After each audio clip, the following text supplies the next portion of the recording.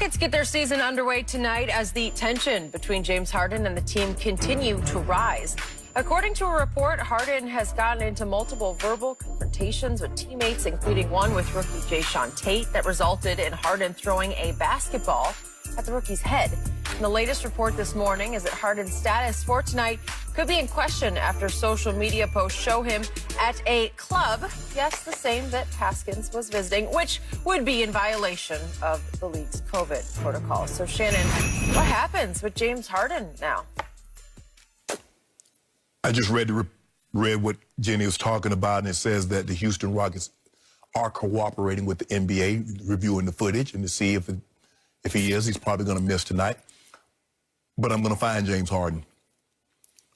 My grandfather, when we were growing up, Skip used to tell my uncles and aunts, he said, you never reward negative behavior. Now, James Harden is lashing out because he wants to get out. Now, had James Harden says, I want to be traded, handle it like an adult, I said, look, James, we're going to try to find the best situation for you. But we need you to work with us. Keep quiet, come be professional, and we're going to try to get maximum dollar because you're a valuable asset. But we will try to accommodate you.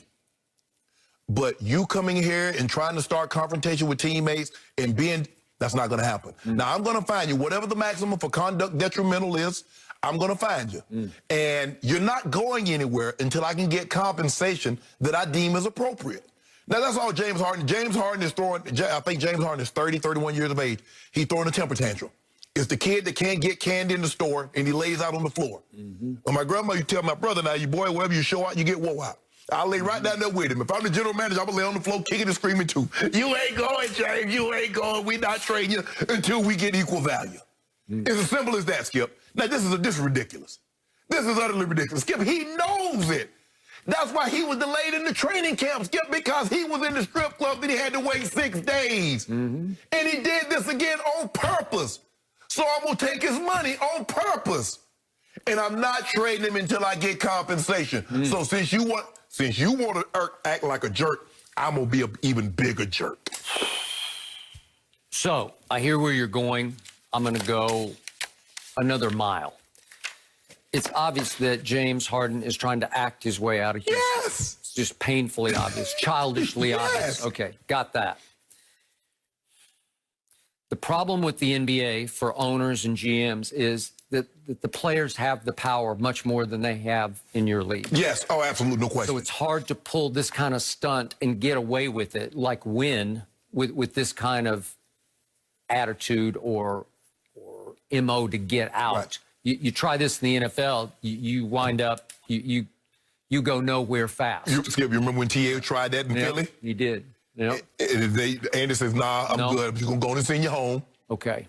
But precedent got set when New Orleans said, no, we're going to hang on to Anthony Davis. Right.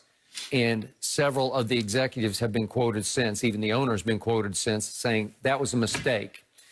He pouted. It was a sour, sad situation. It was contagious in the locker room. Nobody liked it. We had a miserable year because he was miserable, and it made us miserable. So, to me, I think it's probably time for Houston to do what you would say don't do, but it's time to take 75 cents on the dollar. No, give me 90. 90%? 90. Okay. 85. Somewhere in there.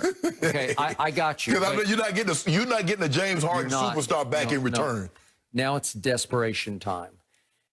I thought they were going to try to get this done before opening night. Now, for James, opening night could get pushed back away, right. So maybe they got a little moratorium here. Maybe they got a little leeway here, a little lead time to get this done.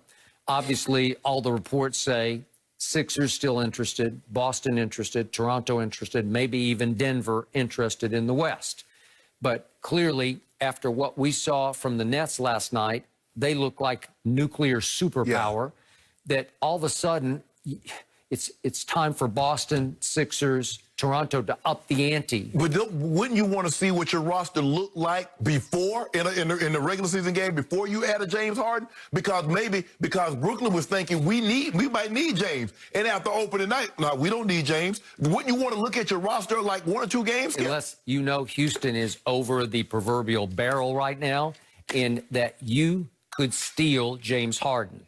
That that now you're playing chicken with Houston right up to opening night deadline to say, okay, well, what if we just give you this? Would you take this? Yeah. No, but you know what, Skip? I would do that, but I'm going to find him for conduct detrimental. I'm going to take as much money as I possibly can, and then I might think about trading him. But I'm going to get, because Skip, he did this out of spite.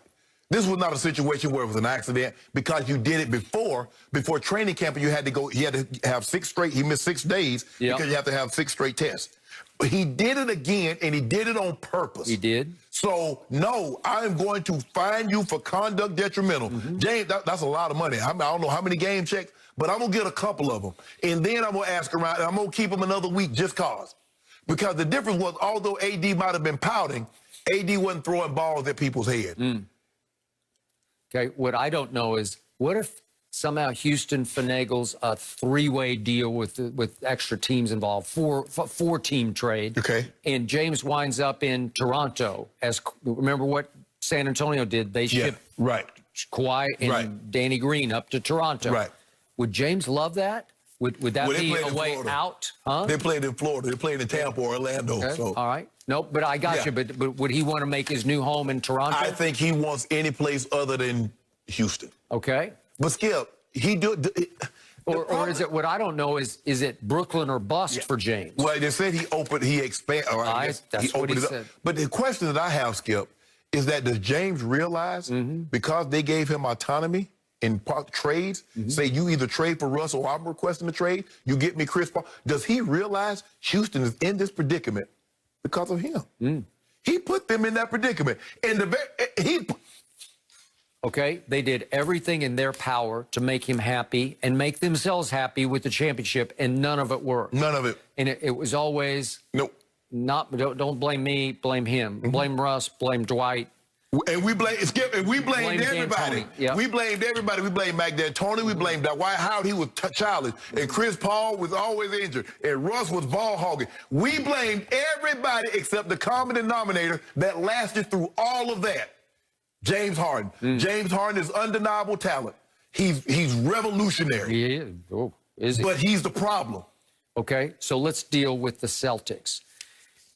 Danny Ainge has the firepower, the draft capital to pull this deal off. He's got the young stars to pull this deal off. I want Jason Tatum and Marcus Smart and 3 draft picks. Well, maybe Danny Ainge says, okay, I'll do that because this is a revolutionary talent. He's not trading Jason Tatum. Okay, here's my problem with James Harden in Boston.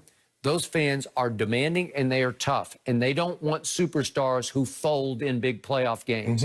And James's history has been coming apart psychologically in the biggest moments. I don't think James want to go to Boston. The adult entertainment business is not the same as in Houston. I would agree.